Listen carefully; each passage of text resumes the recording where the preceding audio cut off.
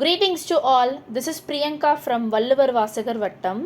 So இந்த வீடியோவில் இன்றைக்கி நம்ம என்ன டாபிக் பார்க்க போகிறோம் அப்படின்னா பிஜிடிஆர்பி இங்கிலீஷில் இருக்க யூனிட் 10 லிட்ரரி கிரிட்டிசிசம் டாபிக் தான் நம்ம இன்றைக்கி பார்க்க போகிறோம். ஸோ போன வீடியோவில் வந்து நம்ம அரிஸ்டாட்டிலோட plots, character, thought, diction, melody, spectacle பற்றி 6 விஷயங்கள் 6 எலிமெண்ட்ஸ் ஆஃப் ட்ராமா பற்றி ஃபுல் அண்ட் ஃபுல் நம்ம போன வீடியோவில் பார்த்தோம். ஸோ அதை பார்க்காதவங்க போய் அந்த டைப்ஸ் எல்லாம் வந்து பாருங்கள். It is a very important and useful. So இந்த வீடியோவில் வந்து பார்த்திங்கன்னா லிட்ரரி கிரிட்டிசிசமில் ஃபர்ஸ்ட் டாபிக் அரிஸ்டாட்டில் எழுதின பொயட்டிக்ஸ் பற்றி தான் நம்ம ஃபுல் அண்ட் ஃபுல் பார்க்க போகிறோம். ஸோ அரிஸ்டாட்டில் பற்றி, அவரோட ப்ராட்டப் பற்றி ஃபுல்லாக பார்க்க போகிறோம். And also poetics. ஸோ பொயட்டிக்ஸில் வந்து எத்தனை சாப்டர்ஸ் இருக்குது, அந்த சாப்டரில் வந்து என்னென்ன விஷயங்கள் வந்து அரிஸ்டாட்டில் வந்து நம்ம சொல்ல வந்திருக்காரு, அதை பற்றி ஃபுல் அண்ட் ஃபுல் நம்ம டீட்டெயிலாக இந்த வீடியோவில் வந்து பார்க்க போகிறோம். So okay, so first Aristotle பற்றி உங்களுக்கு ஒரு சில டீட்டெயில்ஸ் வந்து ஃபஸ்ட்டு நான் சொல்லிடுறேன். ஸோ அரிஸ்டாட்டில் வந்து பார்த்திங்கன்னா எப்போ பிறந்திருக்காருன்னா 384 BCயில் தான் பிறந்திருக்காரு. ஸோ 384 BCயில் பிறந்திருக்காரு. எந்த இடத்துல அப்ராக்சிமேட்டாக பிறந்திருக்காரு அப்படின்னா ஸ்ட்ராகிரஸ் அப்படின்ற இடத்துல தான் பிறந்திருக்காரு. ஸ்ட்ராகிரஸ் இன் மேக்சிடோனியா அப்படின்ற இடத்துல தான் பிறந்திருக்காரு. So he was died in 322 BC. So 322 BCயில் இறந்து போயிட்டார். இன் சால்வியஸ் அப்படின்ற இடத்துல தான் இறந்து போயிருக்காரு. So 384 BC to 322 BC. So ரிவர்ஸ்லாம் வந்து பார்த்திங்கன்னா அந்த BC பிஃபோர் கிரைஸ்ட். ஸோ அந்த ரிவர்ஸ்லாம் வந்து பார்த்திங்கன்னா இயர்ஸ் எல்லாமே போகும். ஓகே, நெக்ஸ்ட்டு பார்த்திங்கன்னா is a member of Plato's academy. So பிளாட்டோவோட ஸ்டூடெண்ட் வந்து அரிஸ்டாட்டில். ஸோ அரிஸ்டாட்டிலோட ஸ்டூடெண்ட் வந்து நம்ம அலெக்சாண்டர் த கிரேட். ஸோ நம்ம பிளாட்டோவோட மென்டர் யாருன்னா உங்களுக்கு தெரிஞ்ச கீழே வந்து கமெண்ட் செக்ஷனில் வந்து அந்த ஆன்சர் பண்ணுங்கள். ஸோ பிளாட்டோவோட மென்டர் யாருங்கிறது கீழே கமெண்ட் செக்ஷனில் ஆன்சர் பண்ணுங்கள். ஓகே, நம்ம அரிஸ்டாட்டில் வந்து பார்த்திங்கன்னா அவர் ஆத்தராக இருந்த டைமில் எந்த கிங் வந்து ஆட்சி பண்ணார்னா கிங் ஃபிலிப். ஓகேங்களா? ஸோ கிங் ஃபிலிப் தான் வந்து ஆட்சி பண்ணிகிட்ருக்க டைமில், அந்த டைமில் அலெக்சாண்டர் த கிரேட் வந்து பார்த்திங்கன்னா ஹீஸ் அ வாரியர் அந்த டைமில். ஸோ அப்போ வந்து பார்த்திங்கன்னா ரெக்கமெண்ட் பண்ணியிருக்காங்க அரிஸ்டாட்டில் அலெக்சாண்டருக்கு வந்து ஆஸ் அ மெண்டராக இருக்கணும் அப்படின்னு சொல்லிட்டு கிங் ஃபிலிப் வந்து பார்த்திங்கன்னா அப்பாயின்மெண்ட் பண்ணியிருப்பார். ஸோ அதனால் அலெக்சாண்டர் வந்து பார்த்திங்கன்னா ஆஸ் அ மென்டராக வந்து அரிஸ்டாட்டில் வந்து தேர்ந்தெடுத்திருப்பார். இந்த 14 years old. ஸோ அலெக்சாண்டர் அப்போ எத்தனை வயசுனா 14 years old அப்போ அரிஸ்டாட்டில் ஆஸ் அ மென்டராக வந்து தேர்ந்தெடுத்திருப்பார்.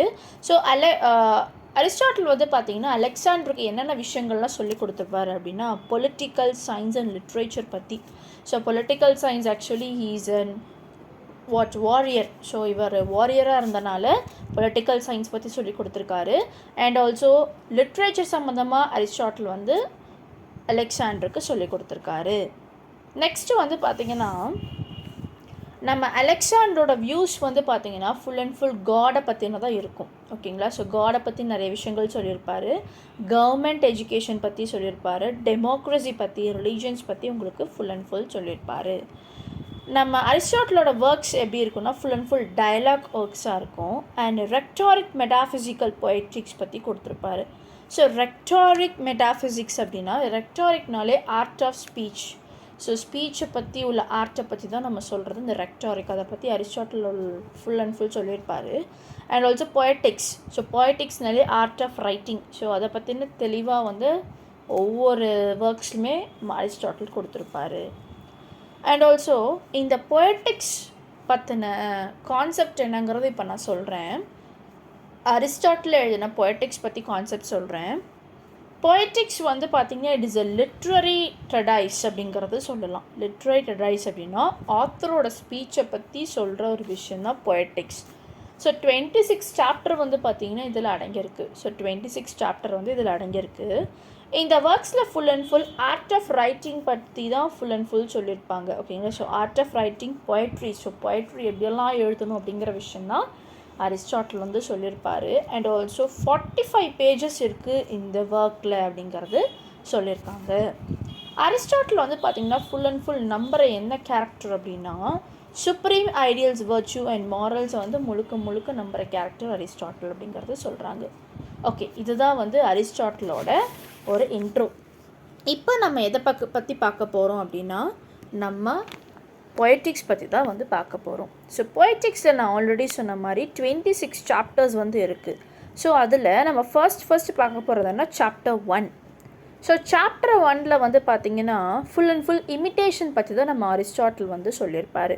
ஸோ இமிட்டேஷன் அப்படின்னாலே ஒன்றும் இல்லை, நம்ம குழந்தைங்களே வந்து பார்த்திங்கன்னா பேரண்ட்ஸை பற்றி இமிட்டேட் பண்ணி பேசுவாங்க. அவங்கள மாதிரியே பேசுறது, அவங்கள மாதிரி சிந்திக்கிறது, அவங்கள மாதிரி செயல் பண்ணுறதா இமிட்டேஷன். ஸோ இமிட்டேஷன் பற்றி நம்ம அரிஸ்டாட்டில் ஃபுல் அண்ட் ஃபுல் சொல்லியிருப்பார். So let's see the chapter 1. According to Aristotle, imitation is a basic virtue of all fine arts, mimesis. So மெமிசிஸ்னாலே என்னதுன்னா இமிட்டேஷன் அப்படிங்கிறதா அர்த்தம்.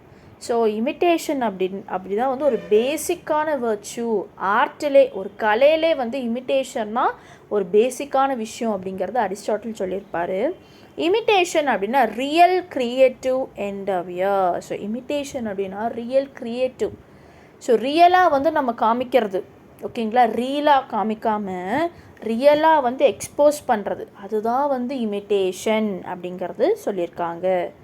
Musicians imitates emotion and passions of human soul. So musician வந்து பார்த்திங்கன்னா ஒரு மியூசிக்கை வந்து ஒரு எமோஷன் ரீதியாகவும் இல்லை ஒரு பேஷனாகவும் வந்து பார்த்திங்கன்னா இமிட்டேட் பண்ணி காமிப்பாங்க. எதுக்காகனா மக்களோட சோல்காக.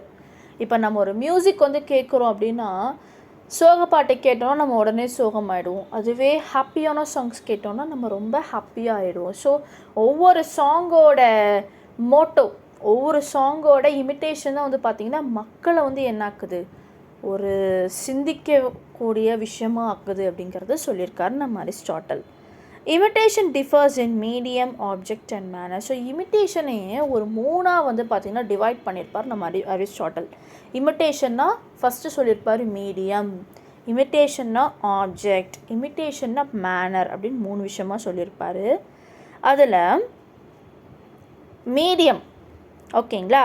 ஸோ மீடியம் அப்படிங்கிறது என்ன சொல்லியிருப்பார் அப்படின்னா கலர் பேஸ்டு, ஓகேங்களா. ஸோ மீடியம் அப்படின்னா கலர் அப்படிங்கிறது நம்ம சொல்லலாம். கலர் அப்படின்னா என்ன மாதிரி கலரில் இருக்கணும், அண்ட் ஃபார்ம் என்ன மாதிரி ஃபார்மில் இருக்கணும், அண்ட் சவுண்ட் என்ன மாதிரி சவுண்டில் இருக்கணும் அப்படின்னு சொல்லிட்டு இமிட்டேஷனில் வந்து ஃபஸ்ட்டு ஒன் மீடியமாக வந்து நம்ம அரிஸ்டாட்டில் சொல்லியிருப்பார். ஸோ சவுண்டுனா என்ன நினச்சிக்கலாம், என்னடா சவுண்டா, ஒரு வைப்ரேட் சவுண்டா அப்படின்னு நினச்சிக்கலாம். சவுண்டுனா இதில் என்ன சொல்லியிருக்காங்கன்னா லாங்குவேஜ், ரிதம், ஹார்மோனி, இதெல்லாம் சவுண்ட் பேஸ்ட் அப்படிங்கிறது சொல்லியிருக்காங்க. ஸோ இதுதான் வந்து சாப்டர் 1ல் நம்ம அரிஸ்டாட்டில் வந்து பொயட்டிக்ஸ் பற்றி சொன்ன விஷயங்கள்.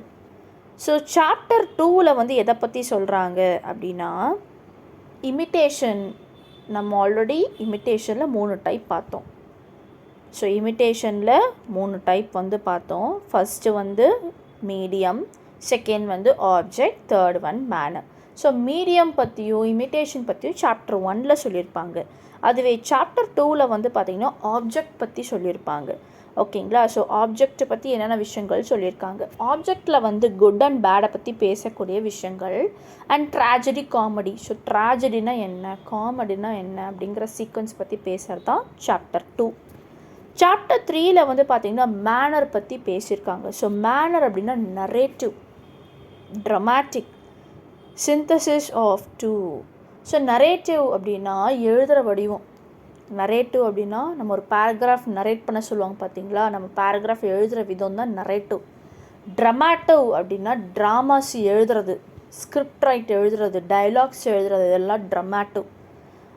And also synthesis of two, 2 கலந்ததும் இருக்குது, நரேட்டிவ் அண்ட் ட்ரமாட்டிக் 2 கலந்ததும் இருக்குது, அதுதான் மேனர் அப்படிங்கிறது சொல்கிறாங்க. Language is differentiate poetry from music.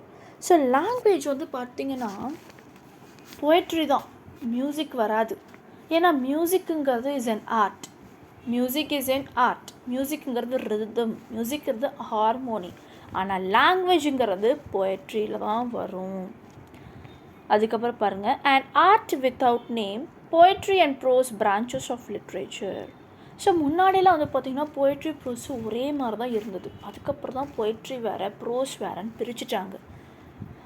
Branches of literature அப்படின்னா பிரான்ச்சஸ் ஆஃப் லிட்ரேச்சர் கீழே தான் அண்ட் ஆர்ட் வித்தவுட் நேம் அப்படின்னு வந்தது.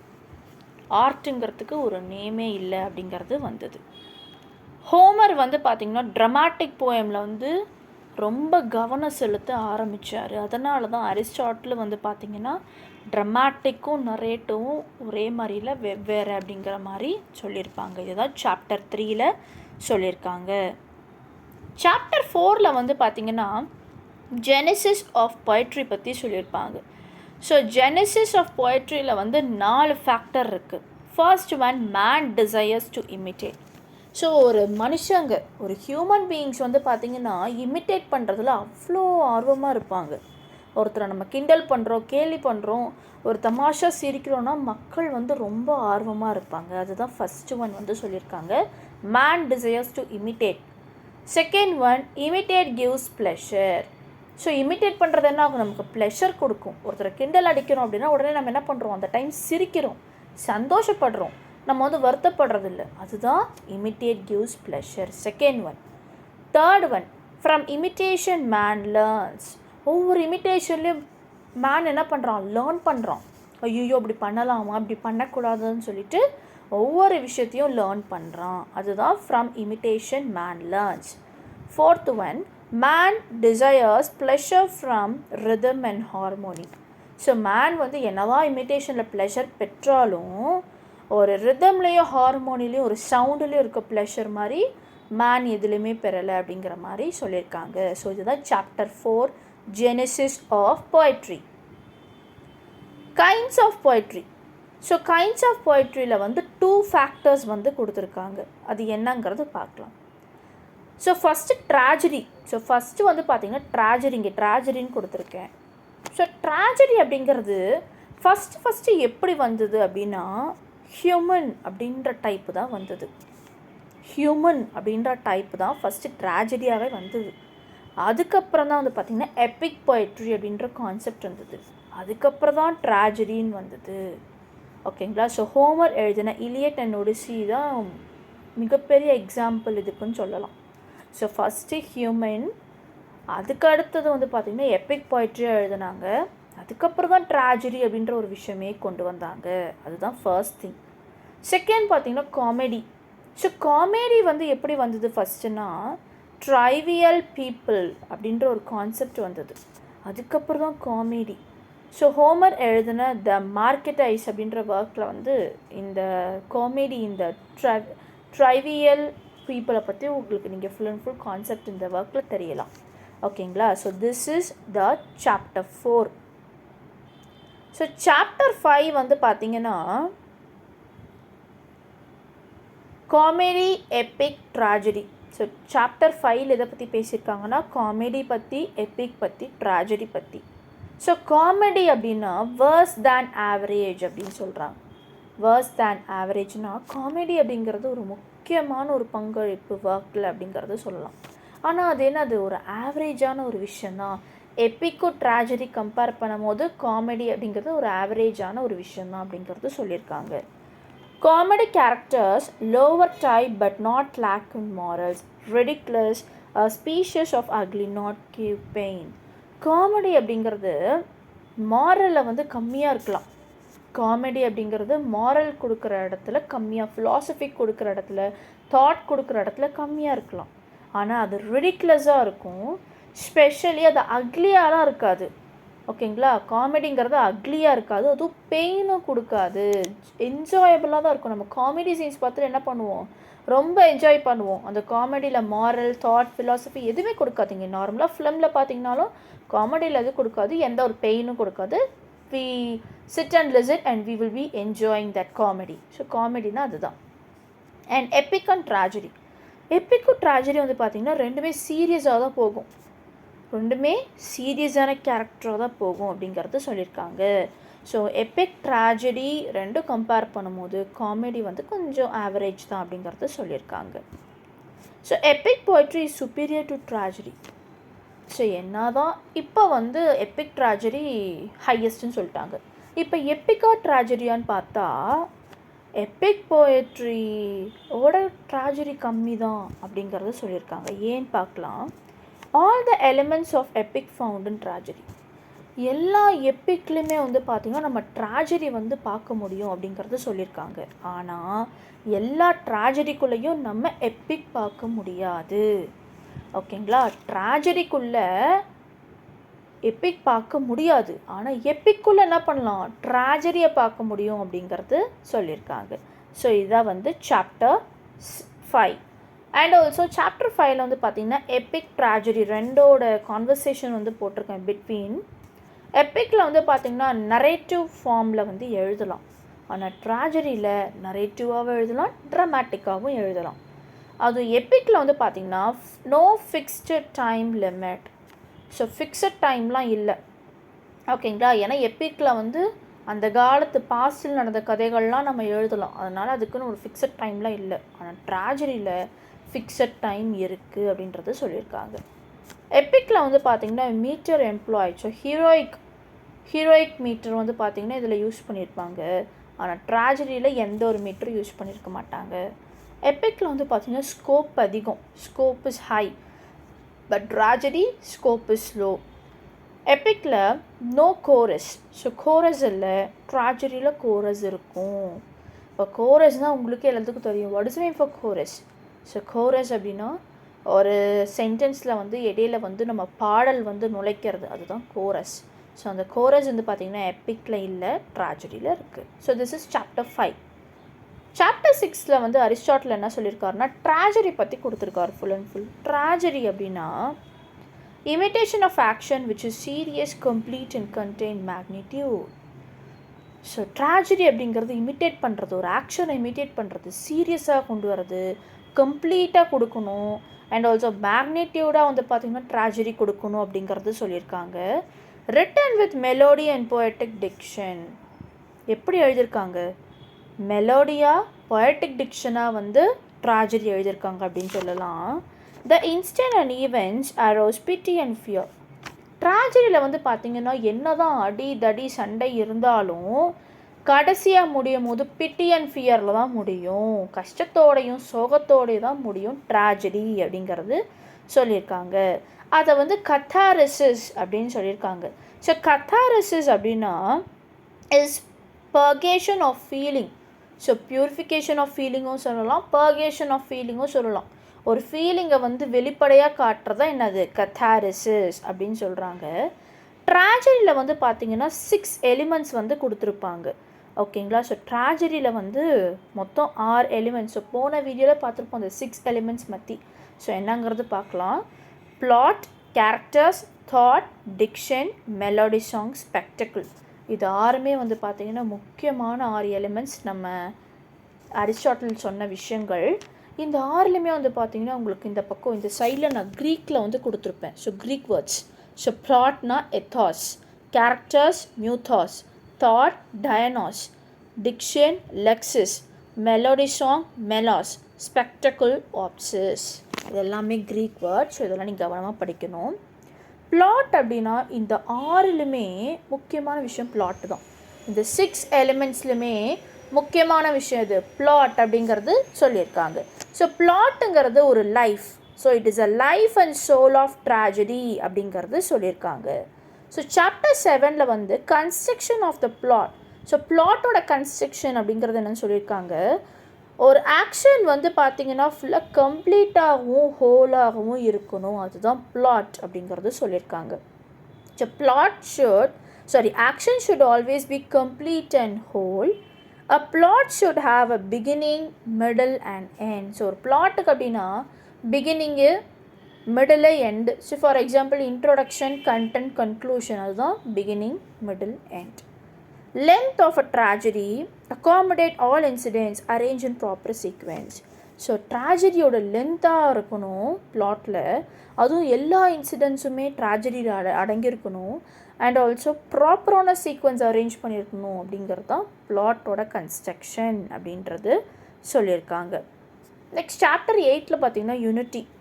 ஸோ யூனிட்டியில் வந்து பார்த்திங்கன்னா நம்ம ஒர்க்கில் வந்து 3 விஷயம் வந்து மெயினாக கடைப்பிடிக்கணும் யூனிட்டியில். So unity of time, unity of place, unity of action.